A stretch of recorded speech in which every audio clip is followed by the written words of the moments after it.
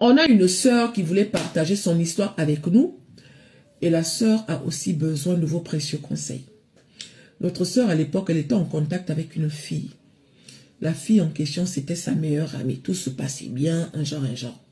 Puis du jour au lendemain, la meilleure amie est venue en Europe. Elle avait rencontré quelqu'un là-bas en Afrique.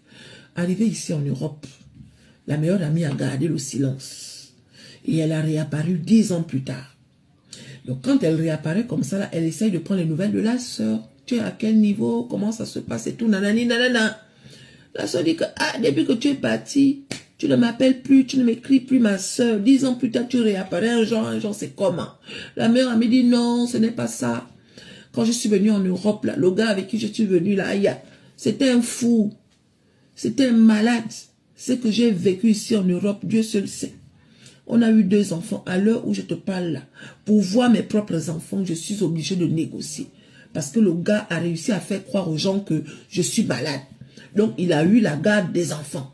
Donc, j'essaye de négocier, mais ce n'est pas facile pour moi, ma soeur. C'est pour ça que j'avais gardé le silence. Moi aussi, j'avais les problèmes. Donc, la soeur répond que, ok, il n'y a pas de souci. Si c'est ça, je te comprends. Du coup, celle qui est en Europe, dis maintenant à celle qui est en Afrique là-bas que, pourquoi toi aussi, tu n'essayes pas de venir ici en Europe, ma soeur?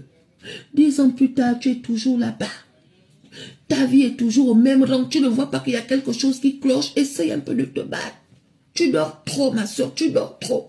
Je me souviens même que quand j'étais en Afrique, si je ne te demandais pas de sortir, tu ne sortais pas. Et ça là, ce n'est pas bien. Ce n'est pas normal. À l'époque, tu avais 2 enfants. Aujourd'hui, tu as combien d'enfants, les filles? Donc, celle qui est en Afrique, elle a rajouté 3 enfants dans les 2. Et celle qui est en Europe dit maintenant à celle qui est en Afrique, toi-même quand tu vois ta position, ta situation, tu ne trouves pas qu'il y a quelque chose qui cloche? Et celle qui est en Afrique a dit que oui, Aya, tu as raison. Merci beaucoup d'avoir réapparu. Je vais maintenant prendre cette proposition au sérieux. Donc celle qui est en Afrique décide maintenant de faire ses économies et elle vient en Europe.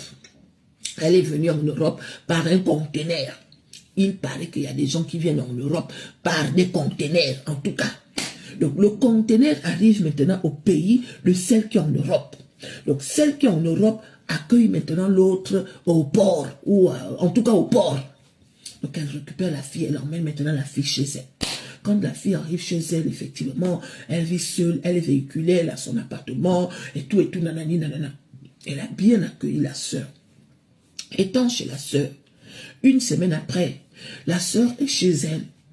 Et là, il y a un monsieur qui arrive. Elle dit à la sœur que, bon, le monsieur qui va venir tout à l'heure là, tu vas partir avec lui, vous allez aller faire un tour.